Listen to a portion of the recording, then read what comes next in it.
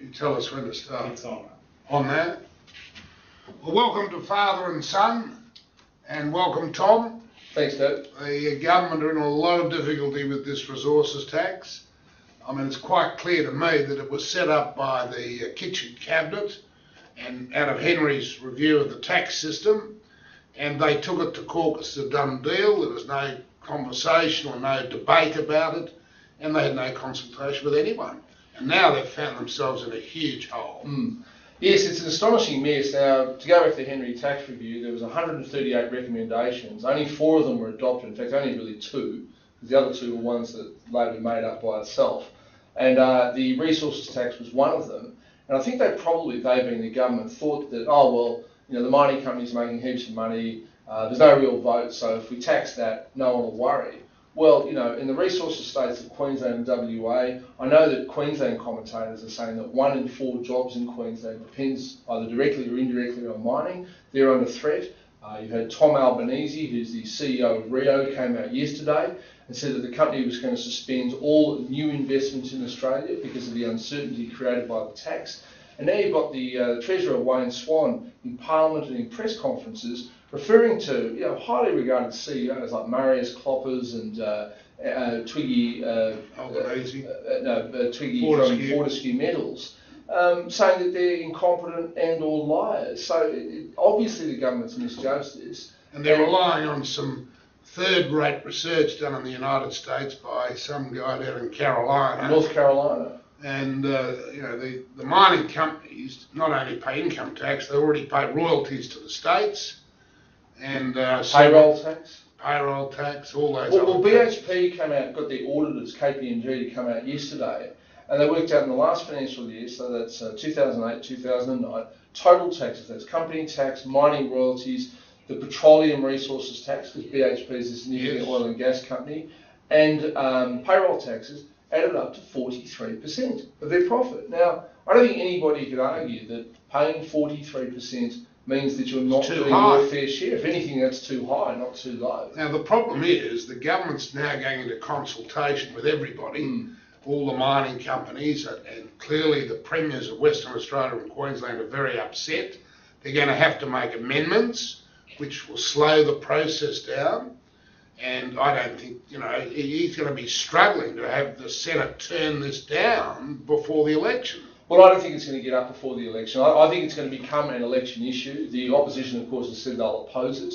And I think what is interesting is that it's gone from, in the government's mind, of being something that, at its very worst, would be neutral to people's voting intentions, to one that is actually quite negative. So, you know, there are jobs at stake, there is investment at stake, and from a philosophical point of view, what sort of country are we where we decide to take our best industry, the industry at which we are world leaders, try and tax it to oblivion and give the money to what? I mean, industries like the car industry that we're not really very good at. I mean, it's just ridiculous. In New Zealand, last week they've done the reverse. They've cut the company rate of tax, they've cut the top income rate of tax down to 33% in New Zealand. Fantastic. They're saying there, you know, we need to attract capital and we need to attract smart people, and low tax rates is the way to do it. The Prime Minister of New Zealand used to work for us at Elders, so he's on the conservative side of politics.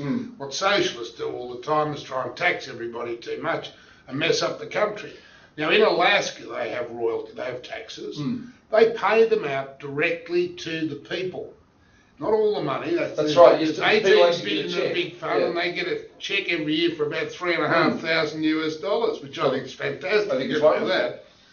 But now the government's in a real bind because they've said they're going to balance their budget in 3 years, and without this tax they can't. And therefore they're locked into it.